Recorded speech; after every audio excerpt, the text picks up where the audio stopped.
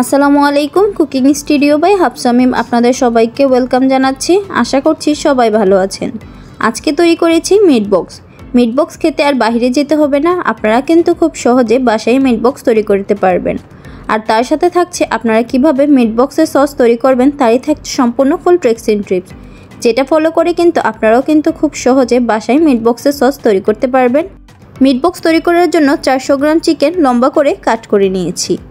এখন এর মধ্যে দিয়ে দিচ্ছি 1 টেবিল চামচ আদা রসুন বাটা, দিয়ে দিব হাফ টেবিল চামচ মরিচের গুঁড়া, আর দিয়ে দিচ্ছি 1/4 টেবিল স্পুন হলুদের গুঁড়া, দিয়ে দিব 1/4 টেবিল স্পুন জিরার গুঁড়া। আপনারা এখানে জিরার গুঁড়ার পরিবর্তে জিরা বাটাও ব্যবহার করতে পারবেন।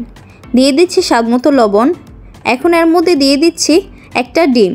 আমি এখানে রুম টেম্পারেচারে থাকা ডিমটা ব্যবহার করেছি। বাইন্ডিংয়ের জন্য দিয়ে দিচ্ছি 1/3 কাপ ময়দা। এখন সবগুলো উপকরণ একসাথে খুব ভালোভাবে মিশিয়ে নিব, যেন প্রত্যেকটা চিকেনের গায়ে ময়দার ডিমটা খুব ভালোভাবে লেগে যায়।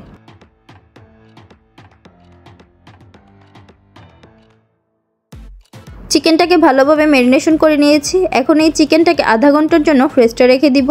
নিয়ে নিচ্ছি আলু। আমরা যেভাবে ফ্রেঞ্চ ফ্রাই তৈরি করি সেভাবে করে আলুটাকে কাট করে নিয়েছি। আমি এখানে 4টা আলু কাট করে নিয়েছি। এখন আলুটাকে সিদ্ধ করে নিব। পাত্রের মতো পরিমাণ পানি দিয়ে গরম করে নিয়েছি। এখন আলুগুলো এর মধ্যে দিয়ে দিচ্ছি। আলুগুলো সিদ্ধ করার সময় কোনো লবণ ইউজ করব না। আর আলুটাকে প্রায় আমরা 80%-এর মতো কুক করে নিব। আলুগুলো সিদ্ধ করে নিয়েছি। আলুটাকে প্রায় 80%-এর মতো কুক করে নিয়েছি। এখন এই আলুগুলো পানি থেকে উঠিয়ে নিচ্ছি। সিদ্ধ করা আলুগুলো একটি ছড়ানো পাত্রের মধ্যে নিয়ে নিচ্ছি, যাতে কুকিং প্রসেসটা খুব দ্রুত বন্ধ হয়ে যায়।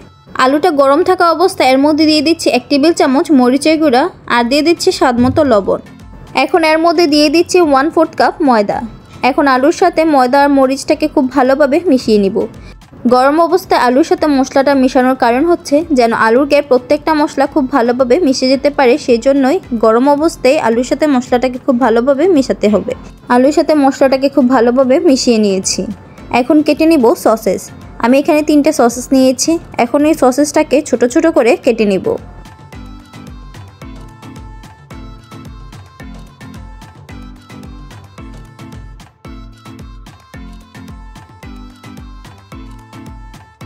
সসেসটাকে ছোট ছোট করে কেটে নিয়েছি। এখন সবগুলো উপকরণ ভেজে নিব। প্যানের মধ্যে পরিমাণ মতো তেল গরম করে নিয়েছি। এখন চিকেনগুলো এক এক করে ছেড়ে দিচ্ছি। চিকেনগুলো দেওয়ার সময় একটু ফাঁকা ফাঁকা করে দিতে হবে, না হলে চিকেনটা কিন্তু একটা আরেকটার সাথে লেগে যাবে। চিকেনগুলো ভাজার সময় গ্যাসের হিট মিডিয়ামে রেখে চিকেনটাকে ভেজে নিতে হবে। প্যানের মধ্যে চিকেনগুলো দেওয়ার পর ওয়েট করব এক পাশ কালার চলে আসার জন্য। চিকেনগুলোর এক পাশ কালার চলে এসেছে। এখন চিকেনগুলোকে উল্টিয়ে দিচ্ছি। চিকেনের অপর পাশটাও খুব ভালো করে ভেজে নিব। চিকেনের দুই পাশই খুব ভালো করে ভেজে নিয়েছি। এখন চিকেনটা তেল ঝরিয়ে উঠিয়ে নিব।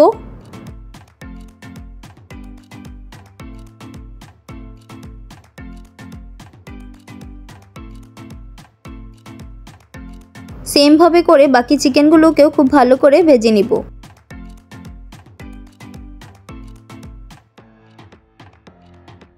চিকেনটাকে ভালো করে ভেজে নিয়েছি। সবগুলো চিকেন ভাজা হয়ে গেছে। এখন ভেজে নিব ফ্রেঞ্চ ফ্রাইগুলো। ফ্রেঞ্চ ফ্রাইগুলো তেলের মধ্যে ছেড়ে দিচ্ছি। ফ্রেঞ্চ ফ্রাইগুলো তেলে দেওয়ার পর সাথে সাথে নাড়াচাড়া করব না, কিছুক্ষণ পর ফ্রেঞ্চ ফ্রাইগুলো নেড়ে ছেড়ে দিব। ফ্রেঞ্চ ফ্রাইগুলো কালার চলে এসেছে। এখন এটাকে ভালোভাবে নেড়ে চেড়ে দিচ্ছি। ফ্রেঞ্চ ফ্রাইটাকে আরও 2 মিনিট ভালোভাবে ভেজে নিব। ফ্রেঞ্চ ফ্রাইটাকে 2 মিনিট ভেজে নিয়েছি। এখন ফ্রেঞ্চ ফ্রাইগুলো তেল থেকে উঠিয়ে নিচ্ছি।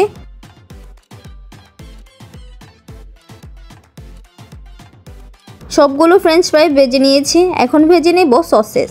আমরা কিন্তু সেম তেলের মধ্যে সবগুলো উপকরণ ভালো করে ভেজে নিয়েছি, এক্সট্রা কোনো তেল দিতে হয়নি। সসেসগুলো প্যানের মধ্যে দেওয়ার পর নাড়াচাড়া করার মধ্যে রাখতে হবে, না হলে কিন্তু সসেসটা পুড়ে যাবে।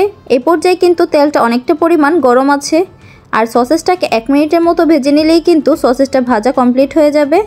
সসেসটা খুব ভালো করে ভেজে নিয়েছি। এখন এই সসেসটাকে প্যান থেকে উঠিয়ে নিচ্ছি।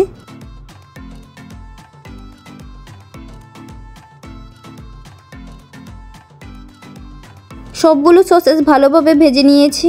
এখন সবগুলো উপকরণ থেকে কিছুটা পরিমাণ করে রেখে দিচ্ছি, তাতে কিন্তু আমাদের পরবর্তী সময় এগুলো কাজে লাগবে। বাকি সবগুলো উপকরণ একসাথে ভালোভাবে মিশিয়ে নিব। প্রথমে দিয়ে দিচ্ছি ভেজে রাখা চিকেন, আর দিয়ে দিচ্ছি ভেজে রাখা সসেস।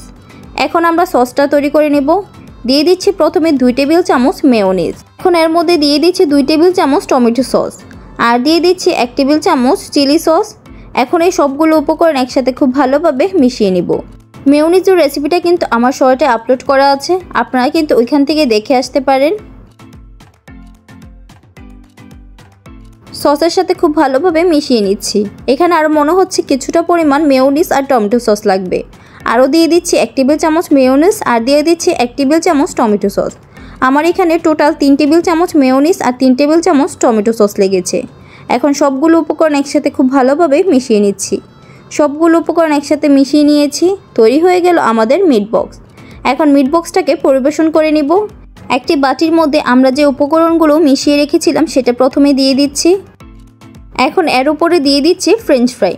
আমরা যে উপকরণগুলো রেখেছিলাম এখন এক এক করে সবগুলো উপকরণ সাজিয়ে দিব আর দিয়ে দিচ্ছি ভেজে রাখা চিকেনগুলো। চিকেনটাকে সমান করে চারদিকে ছড়িয়ে দিয়েছি। এখন এর উপরে দিয়ে দিচ্ছি ভেজে রাখা সসেসটাকে সমান করে চারদিকে ছড়িয়ে দিয়েছি। এই পর্যায়ে গার্নিশের জন্য দিয়ে দিচ্ছি মেয়োনিজ। মেয়োনিজের সাথে 1 টেবিল চামচ টমেটো সস মিশিয়ে এই মেয়োনিজটা তৈরি করেছি। এই পর্যায়ে তৈরি হয়ে গেল মিট বক্স। আপনারা কিন্তু খুব সহজে এভাবে মিট বক্স তৈরি করতে পারবেন। আর মিট বক্স খাওয়ার জন্য আপনারা কিন্তু আর বাইরে গিয়ে খেতে হবে না, বাসায় খুব সহজে মিট বক্স তৈরি করে নিতে পারবেন। আমার রেসিপিগুলো আপনাদের কাছে ভালো লাগলে একটি লাইক, শেয়ার এবং চ্যানেলটি সাবস্ক্রাইব করতে কিন্তু ভুলবেন না। আমার রেসিপিগুলো আপনাদের দেখার জন্য অসংখ্য ধন্যবাদ। আপনাদের একটি লাইক আমার কাজের জন্য অনেক উৎসাহ বাড়িয়ে দেয়। আসসালামু আলাইকুম।